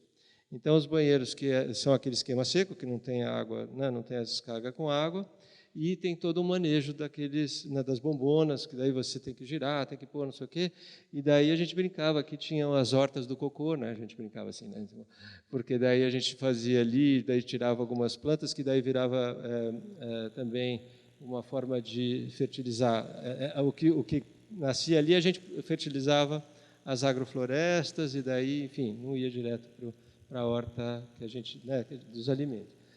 Mas, enfim, o banheiro era um grande laboratório, a cozinha um grande laboratório, tudo laboratório. Aqui era para ser o lugar das águas, então as caixas d'água, o tratamento das águas, não sei o quê, mas acharam que ficou tão bonito que daí puseram a caixa d'água em outro lugar. Daí não virou o laboratório de águas que a gente imaginou. E assim vai, mas pode passar. Alguns desenhos mostrando o que era para ser, e dão a madeira, tinha o pessoal que construía a madeira lá, é muito legal porque o pessoal que constrói as casas, o pessoal que constrói os barcos. Então é o mesmo, né, o cara que sabe fazer barco, sabe fazer casa, então eles se entusiasmavam muito com essas brincadeiras de geometria, vamos fazer, não sei o quê, e pronto, vamos ver um pouco das imagens do que ficou. A gente também decidiu, porque lá, e coletivamente, eles ainda mantinham a construção com a cobertura em palha em muitas situações, eram reconhecidas por todas essas construções com cobertura de palha como muito mais frescas, muito mais agradáveis, mas ninguém construía com elas. Só uma senhora que resistia, Dona Luciana, que morava no lugar mais agradável da vila, porque era fresquinho. E aí então, a gente foi descobrindo e conversando com as pessoas que faziam, tal. Então, todos esses caminhos cobertos de palha. No final dos contos, a gente descobriu que a gente fez uma inclinação meio errada, começou a dar um monte de problema, trocaram por telha um pouquinho depois, mas a gente foi aprendendo. Mas pode passar. E aí, enfim, as áreas desses laboratórios, cozinha, laboratórios que eram cobertos de telha, vocês veem que tudo é alto, né? Pode passar. E aí a cobertura de palha desse trecho, ainda em palha, né? Daí ficou só uma construção central, pode passar, que é uma espécie de um auditório, assim, que mantiveram a palha de uma forma meio simbólica, mas as outras palhas trocaram tudo. Mas tudo bem, vamos lá, pode passar, são algumas imagens, são umas fotos meio doidas, mas aqui a gente está vendo esses caminhos cobertos com a palha. Uma foto, não sei se dá para entender, porque aquela coisa meio 360 graus fica meio doida. Pode passar. E aí o conjunto como ficou, né? Aqui já tinham trocado todas as coberturas das passagens por telha mesmo. E só ficou esse auditóriozinho ali. Pode passar. Mais uma imagem, né, de drone. Pode passar. E aí esse foi um pedido, porque tem as escolas menores, daí queriam fazer uma coisa semelhante. Então esse era um estudinho pensando numa escala menor para a escola também ter essas passagens, os novos edifícios, as novas salas necessárias, tal. Pode passar. Bom, daí essa conversa das ruas bioconectoras e esse SBN, que soluções baseadas na natureza, que então a gente usar na rua, né, no lugar daquele esquema das águas que nas cidades tem, então que daí entra na boca de lobo, daí vai para a galeria, vai não sei o quê, ou pelo menos minimizando essa necessidade, mas a gente ter formas de fazer o quê? Coisa que aqui acontece, né, de uma forma muito mais plena, que é a água em filtro no lugar perto de onde caiu. Então não precisa levar essa água lá para baixo, porque vai dar uma encrenca, não sei o quê. Então, era um pouco nessa linha. E bioconectoras por quê? Porque também, e essa é uma coisa que você já tem aqui, que eu achei legal mostrar isso, porque a gente fica com aquela ideia, não, que a rua tem que ser assim e tal, e a gente perde uma coisa que está acontecendo aqui, que é preciosa, que a gente que está lá na cidade, no meio da confusão, querendo recuperar, né, e vocês achando que não tem que ser assim. Bom, que é, por exemplo, a vegetação que está ao longo dos caminhos, a gente vê borboleta que está passando ali, então é polinizador, é a microfauna que vem, é o passarinho, não sei o quê, isso tudo é perenizar, que consegue fazer com que a vegetação fique lá, porque se não tiver todos sabem, né, elas não vão dar conta, vão morrer e tal. E então é isso, bioconectoras, por quê? Lá em São Paulo, não sei se algum de vocês já esteve lá, a gente conseguiu arrancar praticamente tudo que tinha de vegetação, ficou aquela chapa quente, e de vez em quando tem um parque. Então tem um parque aqui, tem um parque lá longe, um parque lá, e essas matas ficam o quê? Sufocadas ali. Porque daí não tem mais, como é que vai, o passarinho traz a outra planta para conseguir ter a semente e tal. Então, a gente pensava nas ruas vegetadas novamente, para permitir que essas áreas verdes ficassem saudáveis ainda, né? Então, vou mostrar um pouco as imagens. E daí, então, é só mostrando bem, grosso modo aqui, mas vocês reconhecem, né? São ruas e tal. Aqui a gente vê as árvores, esses pontinhos verdes, a gente vê que são relativamente poucas árvores, mas tem umas áreas um pouco mais vegetadas. Aqui, né? Aqui era um lugar que o arruamento lá fizeram com bastante árvore. Então, como é que a gente conectava? Então, a gente começou a imaginar isso. Então, essas ruas e olhando as oportunidades que existiam naquelas ruas, né, para fazer essa vegetação, para permitir essas conexões. Pode passar. E aí, isso são desenhos, simulações, que a gente hoje em dia faz um desenho, parece que já aconteceu, né? Mas esse aqui ainda é só uma simulação, e daí com vários tipos de rua pensados. Então, ruas locais, então que você consegue colocar no lugar que é a rua propriamente dita, ou com o carro para, você faz um pedacinho, faz o plantio, aproveita para que a água da chuva também infiltre mais ali. Pode passar. Então, eram ruas locais, essas chamadas ruas compartilhadas, que eram mais ruas que para velocidade ser bem né, devagar, e as pessoas poderem caminhar também por ali. Pode passar. E essas ruas de ligação, que têm poucas oportunidades para vegetar, mas que a gente ia inserindo ali. Então, essa era vamos dizer assim, quase um manualzinho para a gente imaginar essa possibilidade para aquela região. Como eu falei, isso foi um ensaio, a gente, enfim, chegou a conversar lá em São Paulo, tem os conselhos, cada bairro tem enfim, cada subprefeitura tem os conselhos ali, então a gente conversou, estava meio quietinho lá, uma hora capaz até de voltar. Pode passar? E aí tem esse que eu falei com a malha, aqui mostrando um pouco essa coisa da conexão, né? Tanto imaginando isso aqui como se fosse um pedaço da cidade, então as águas caindo ali e percolando ou infiltrando mais. As águas, quando estão no topo da colina, elas entram mais fácil na terra, quando elas estão nas pendentes, nas vertentes, elas escorrem mais rápido. Isso aqui só uma simulação, que esses rios aqui, esse rio Cadaval, lá que é ali perto de Cotia, onde mora o Pompeia, então, como ele seria originalmente, agora ele todo tomado, e como a gente podia cuidar dele. Pode passar. Então, são desenhos desse fundo de vale, como é que podiam ser, celebrando os terreiros que estão sendo removidos dali, então fazendo um tipo de referência ali a essa condição. Pode passar. Uns desenhos inspiradores. Pode passar. Manual da Arquitetura Camaiorá, que eu falei, dos Camaiorá, pode passar rápido. Então, essa aldeia que a gente teve lá, então, como é que eram as casas, pode passar. De quem que eram as casas, cada uma delas, pode passar. Isso aqui dá para falar uma noite inteira sobre isso, né? E o desenho que os construtores fizeram, o nome de cada peça, pode passar. E, enfim, como é que se organiza a grande casa, né, que é a Oca, pode passar. Era importante o quê? Eles queriam tentar entender como é que eles podiam passar para os jovens o jeito de fazer. E aí entendendo melhor como é que funcionava aquela casa, né? Como é que era a estrutura daquela casa, né? Como é que resultava aquela casa. Pode passar. E aí, quando a gente entregou o manual concluído, teve toda uma cerimônia, tudo, né, super celebrado, a entrega do manual. Pode passar. Daí, então, acho que eu vou falar desse aqui, e com esse... Bom, vai ser rápido, vamos lá. Esse que é o dos Tupinambá, no sul da Bahia, que é um lugar lindo, que vocês vão ver, tem rio, tem lagoa, tem a Mata Atlântica ali de Restinga e tal. E esse é o conjunto que eles imaginam, que é uma coisa super bacana, deles fazerem um lugar de cura, de troca, recebendo pessoas de fora e pessoas que vão... Eles se referem a esse lugar como sendo uma universidade, a universidade, a Escola Filosófica dos Povos Originários, né? Então tem uma aldeia nova, e daí tem uma área que são os guardiões, são os professores, daí a escola propriamente dita. Pode passar, daí vamos passar rápido, São desenhos mostrando essa aldeia, que é a primeira coisa que vai ser construída, pode passar.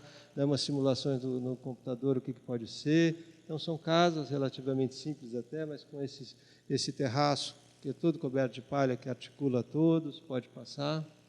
E a gente fazendo isso tudo através de oficinas, de conversas lá, e o pessoal dizendo como é que acha, que não pode passar. E aí umas simulações, então tem aqui a Iacuí, que é a liderança, o Josa, o companheiro dela, o Du e os queridos. Então a gente fez essas imagens para simular, para entender lá como é que podia ser. Pode passar. O Josa de novo, pode passar. E aí também banheiro seco, porque agora eu só penso em banheiro seco. Assim, se quiser falar de banheiro comigo, vai ser uma loucura, porque eu só falo de banheiro seco. Pode passar. E aí só uma brincadeirinha, então, que era assim, porque lá a ideia é construir com os materiais dali, e é uma coisa que também é para inspirar. Porque como é que a gente constrói, mas a gente planta aquilo que a gente vai construir, e ao mesmo, é como se a gente estivesse plantando a comida, plantando a nossa casa. Então aqui, e tem uma madeira ali que chama musserengue, que é uma madeira dessa área de restinga, de brejo e tal, que ela aguenta muito bem ficar nessa situação de hora com água, hora sem água. Então a gente imaginou o seguinte, aqui esses pauzinhos assim, né, com essas linhas, estão mostrando como se fosse um musserengue. Então pode passar rapidinho. Daí aqui, a gente faz uma colheita desse musserengue, que você corta, um ano depois ele já está rebrotando, já está grande. Ele é uma madeira muito resiliente, ela retoma tudo. A gente está estudando essa madeira. E aí leva as madeiras para cá, ela seca um pouquinho, pode passar. Daí a gente começa a construir ali, quando elas já estão secas.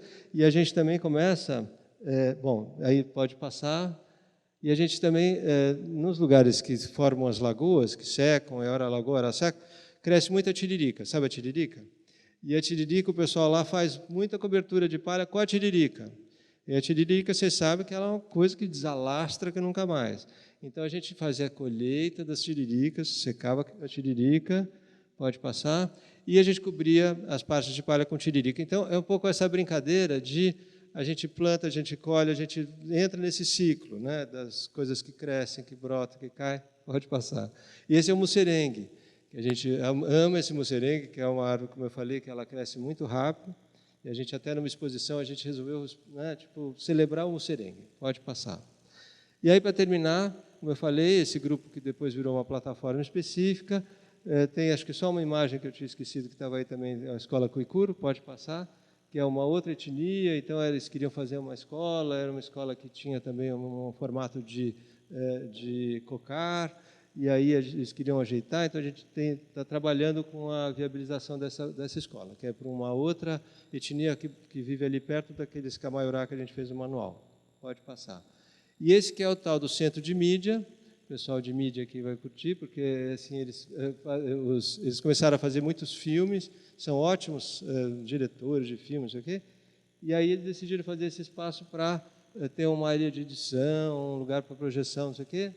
E aí, esses primeiros estudos, pode passar, e ao mesmo tempo queriam lidar com a arquitetura deles, né, antiga, que eles já não estão praticando muito, e então surgiu essa história, os materiais são um pouco diferentes do que eles usam habitualmente, a cobertura daí não é de palha, apesar deles construírem tradicionalmente com palha, mas sim telhas de madeira, e daí a gente fez essa proposta de fazer esse esquema de estrutura aí, que o Popé, que é um geômetra aqui, depois pode contar.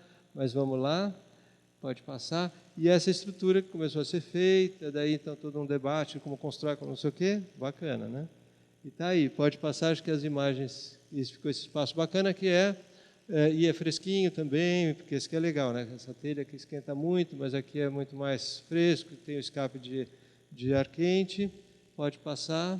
E aí, com o piso já colocado, esses lugares das telhas, e daí as construções estão todas com taipa também de pilão, aqui no caso, com o Rodrigo, que foi consultor, e pode passar, eu acho que acabou.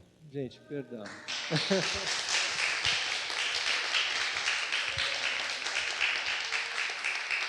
Foi o dobro do tempo, mas todo mundo ficou o dobro de feliz em ouvir o Li. E esse último projeto em especial mexeu comigo, achei muito lindo. Bom, eu fiquei aqui pensando na Semana de Consciência Negra que o Quilombo do Jaó fez em novembro, onde as meninas e as escolas e todos os moradores organizaram uma série de atividades muito legais. Assim. Então, houve apresentação de teatro, de capoeira, de maculelê, houveram falas também muito importantes sobre, inclusive, essa sua camiseta, né, Emily, do Ubuntu. E fiquei pensando também como essas coisas se conectam, as três falas, de alguma forma, porque vocês disseram, a gente não quer simplesmente ir lá e fazer as atividades na cidade de Itapeva, a gente quer que as pessoas venham até aqui. É muito importante que as pessoas nos vejam, essa questão da visibilidade, que nos reconheçam, que aprendam com a gente. E aí tem a ver com a fala da Solange, de alguma medida, que é desses roteiros, né? Quando você diz, eu ajudo a pensar em roteiros, né? Puxa, então que lindo que é isso, porque aqui elas já estão pensando nisso, qual vai ser a nossa agenda de atividades para além da Semana da Consciência Negra, que convido a todos para estarem agora em 2023, já na semana aqui que vai rolar, tenho certeza que elas vão fazer algo ainda melhor do que elas fizeram ano passado. E já vamos colocar as duas pontas aqui, a Solange também para pensar que outras atividades, que calendários são esses possíveis que podem rolar para que as pessoas venham, conheçam quem são as pessoas que moram no Jaó e essas instalações. Aí o Li vem e faz uma apresentação muito linda com 1000 referências. Achei muito extraordinário essas ruas.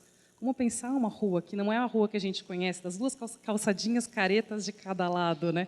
Que poderiam ser as nossas ruas aqui, né? O que une as residências, os espaços comunitários. Isso vai ser um grande desafio para pensarmos juntos, porque eu acho que ninguém está contente com as soluções, já que a gente já conhece na cidade, e nesse sentido, as investigações que o professor Li e toda a turma linda que ele faz são muito legais, são muito instigantes.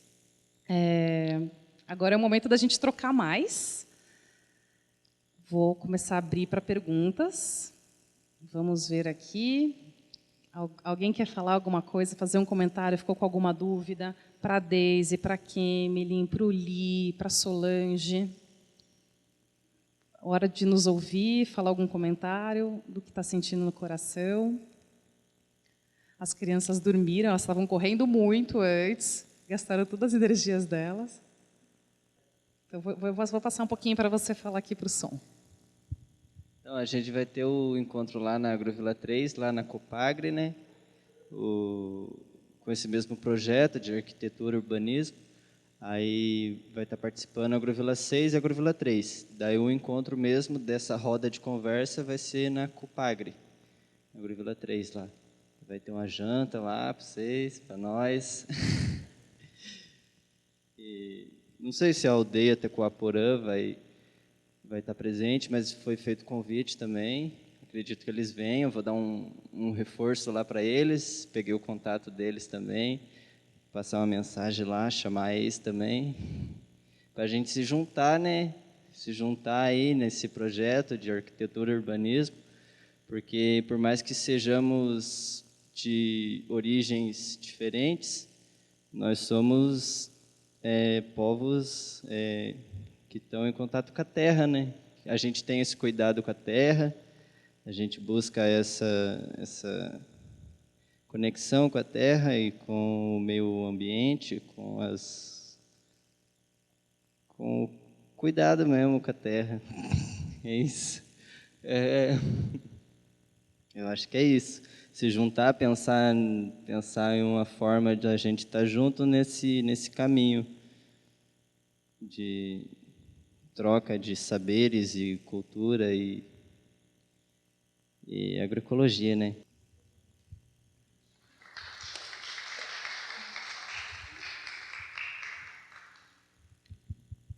Alguém mais? Quem mais? Quem mais? Quem mais? Quem mais? Opa, sim, queremos te ouvir muito. Eu queria saber de vocês, no desenrolar do projeto, como é que vai ser, que eu estou conhecendo vocês agora.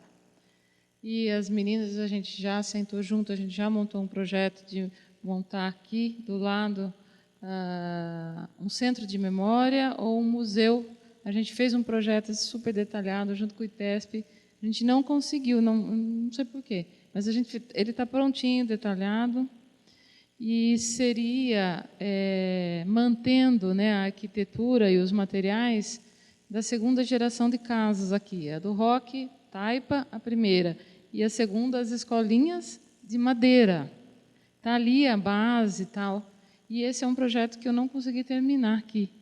Tentei né, na prefeitura, não deu certo, mas a gente não desistiu. Tentamos no ITESP, com o apoio do ITESP, a gente concorreu, e a gente não sabe por quê, porque estava bem completinho, mas assim, Eu estou com esse projeto que eu preciso encerrar aqui no Jaó, que seria um museuzinho aqui com a casa, seria a antiga escola, né? Que eles querem, do jeito da antiga escola. Tá tudo já tem planta abaixo, tá tudo pronto.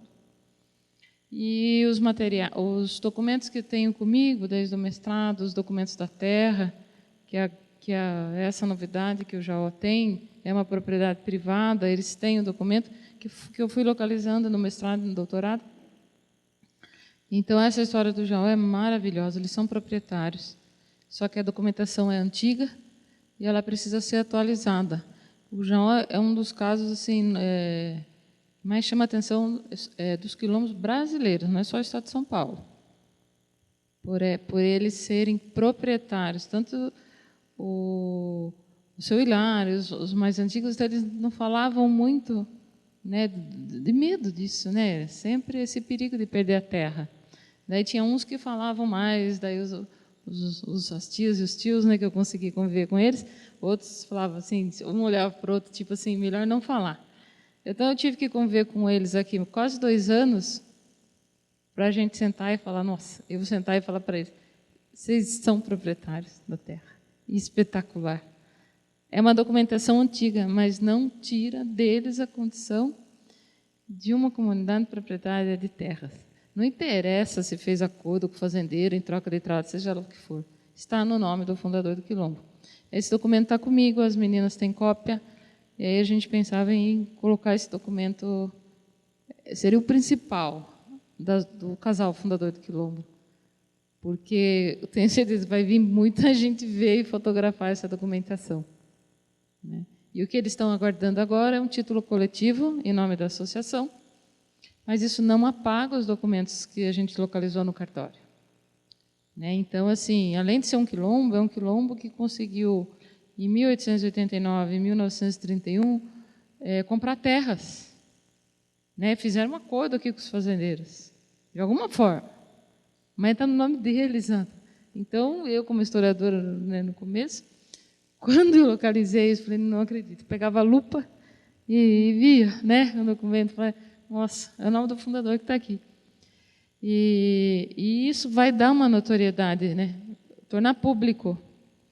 Então, em busca de parcerias, né, até colocar as meninas como gestoras do museu e deixar para elas o trabalho, assim, para a gente criar junto, né? Então, eu gostaria de saber se podemos contar com você, como é que a gente pode pensar isso para um futuro não tão distante, porque eu já estou aqui há 20 anos, chega de esperar já. Então, era isso. Obrigada.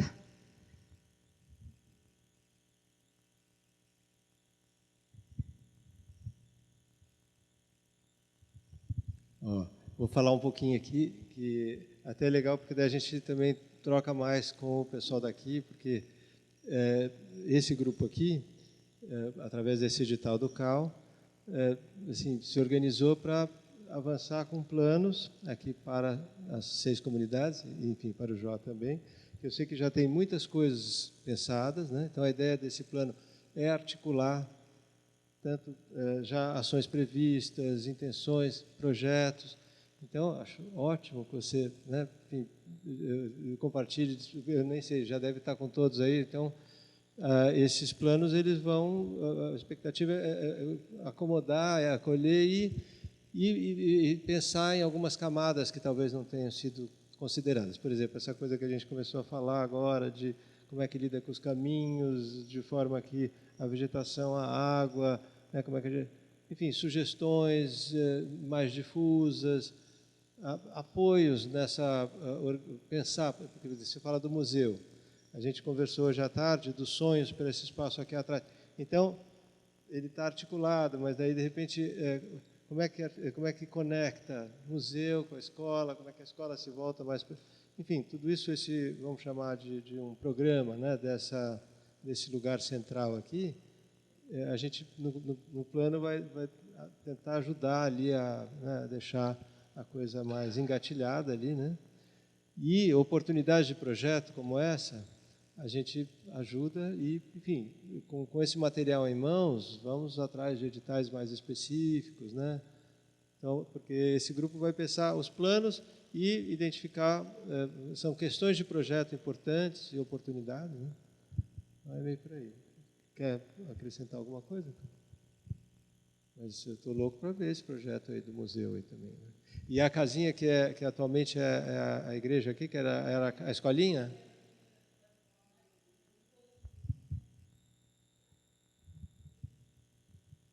Isso é aquele espaço entre a mangueira e o posto de saúde. Tem o piso. Isso. E falando um pouco sobre as ruas, né, eu já imaginei mil coisas aqui na minha cabeça. Porque uma coisa que eu e Deise sempre vivia falando e conversando foi que, infelizmente, a gente perdeu muitas frutinhas nativas aqui do Quilombo. Né, Deise? Uma vez a gente estava conversando com a menininha que não sabia o que era gabirova, e a gente andava pelas ruas aqui antigamente, a gente ia catando as frutinhas, pitanguinhas.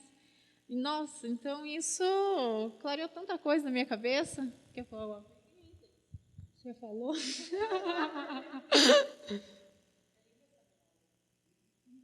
Não, não vou falar. Mesmo sem saber cozinhar.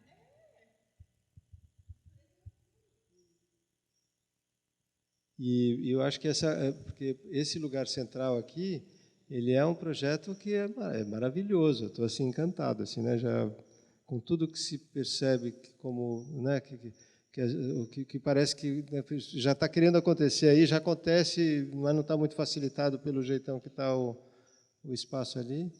Eu acho muito legal. Acho que quase que dentro desse grupo pode surgir aí um grupo específico para pensar isso aqui. Enfim, então, já pensando junto, em voz alta. Aqui.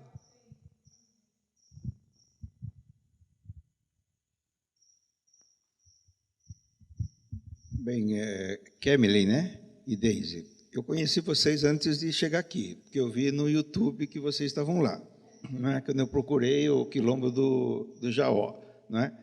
E tinha um senhorzinho lá, né? E uma senhora que mostraram uma casa. Seu Roque, essa casa ainda existe.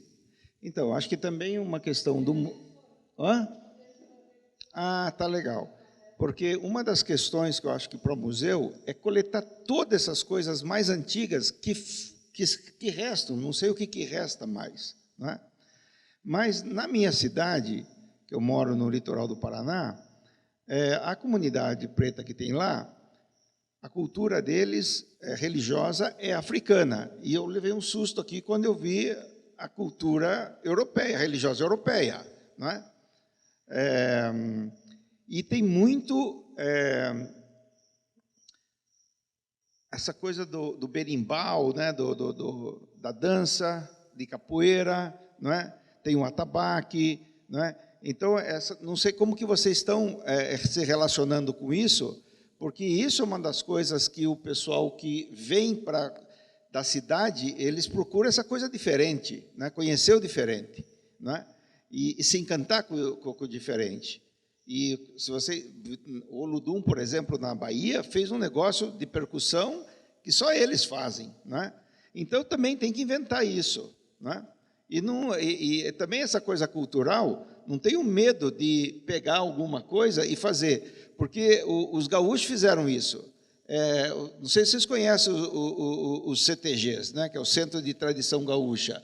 Quando você vai ver, essa tradição gaúcha, ela foi inventada. Muita gente, quando você estuda, eu sou professor de história, não tinha muita coisa que tem lá, né? Você vê que partiu da cabeça de um pessoal, e eu conheci gente que está no CTG, na região de Santo Ângelo, tem um pessoal da comunidade missioneira. E você vai ver esse pessoal, eles falam do índio, né? E contam a saga do índio, que foi catequizado pelos jesuítas e que eles resistiram e tal. E a hora que você vê, todo mundo é loiro de olho azul. Aí você fala, mas como que esse pessoal, o olho azul, adquiriu a cultura do índio, né? E eu fui professor da Federal de Santa Maria, um dos sujeitos que era mais dentro, que era totalmente dentro do CTG, do Centro de Tradição Gaúcha, era um coreano. Aí você fala, meu Deus do céu, como que esse pessoal incorpora culturas? Mas uma das coisas que eu acho interessante é isso. às vezes, é inventar mesmo a cultura. Quem são esses negros que chegaram ali, né? Que tem 4 negros? Né? Quem foram eles? De onde eles vieram? Né?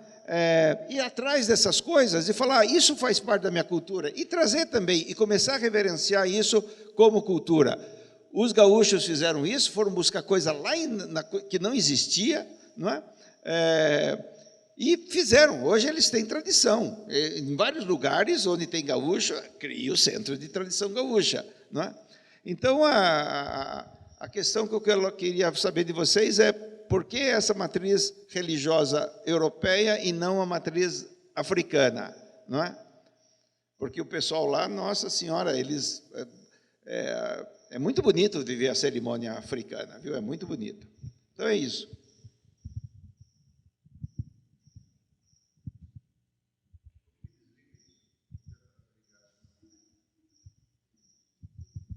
Acho que elas não precisam inventar nada, aqui tem bastante história linda para honrar, né? Então, na verdade, né, pelo que a gente sabe da história, antigamente já foi de raiz africana, que é a religião. Só que como entrou, acho que uns 30 anos atrás, mais ou menos, Silvia, entrou a igreja protestante, então o pessoal aqui começou a seguir a igreja protestante, até que chegou uma época que a Deise aqui pode falar melhor, que o vô dela contava que tinha o terreiro, né, Deise? Que o pessoal tinha... Como a mãe que o pai falava? O recinto. Tinha o recinto. E aí a gente tem aqui a capoeira, a maculelê, mas é uma coisa específica para a escola, porque chegou uma época aqui que o pessoal mais antigo não deixava fazer nem capoeira aqui dentro. Exatamente. E isso é um sonho meu e da Deise, de fazer um grupo para trazer para fora. Por exemplo, hoje não tem uma apresentação, porque é algo mais exclusivo da escola. Eles deram, graças a Deus, da igreja entrar, porque o povo que era violento. Eles eram bravos mesmo. Eles brigavam entre si, sabe? Eles bebiam as canjas mais, e daí começava a briga. Daí eles deram, sabe? Depois que entrou a religião, daí pararam com a bebida, né? Parou as brigas. Daí ficou. Mas faz falta a tradição. Porque aqui, se falar a verdade, os turistas vêm ver alguma coisa que não tem nada para ver. De tradição nenhuma. Não tem nada. Somente na escola, nessa parte. Né? É por isso que a nossa vontade é vincular tudo. Que aí sai, por exemplo, de uma coisa específica. Ah, é só o negócio da escola. Ah, é só o negócio do posto de saúde. Não, é a comunidade envolvida com todos os âmbitos que está dentro da comunidade.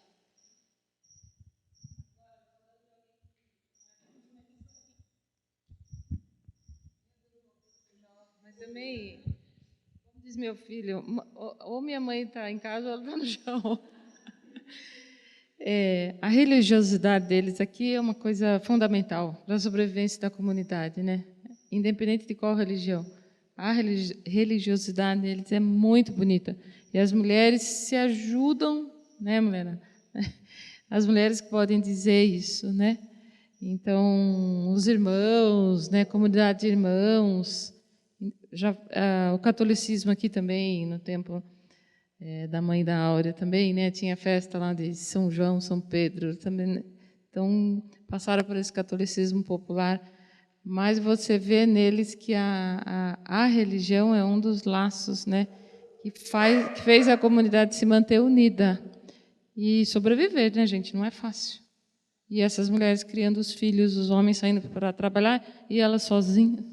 Então, essa fé em Deus, essa religiosidade é um marco da comunidade, aqui caracteriza bastante o Jaó.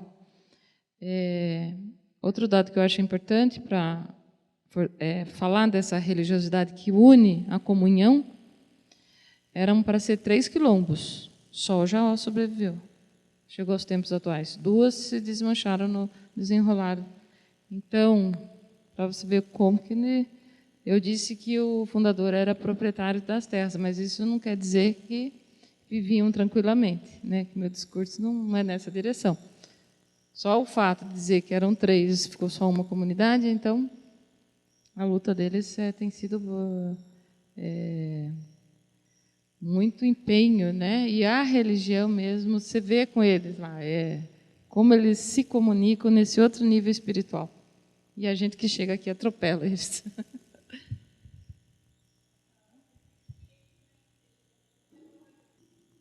Estamos bem? Alguém quer falar mais alguma coisinha? Então, vamos hoje encerrar o segundo dia do nosso ciclo de rodas de conversa no Quilombo do Jaó. Muita gratidão aos nossos anfitriões, as falas tão lindas que tivemos hoje. Boa noite a todos. Até amanhã, na Agrovila 3, Copagri. Um abraço.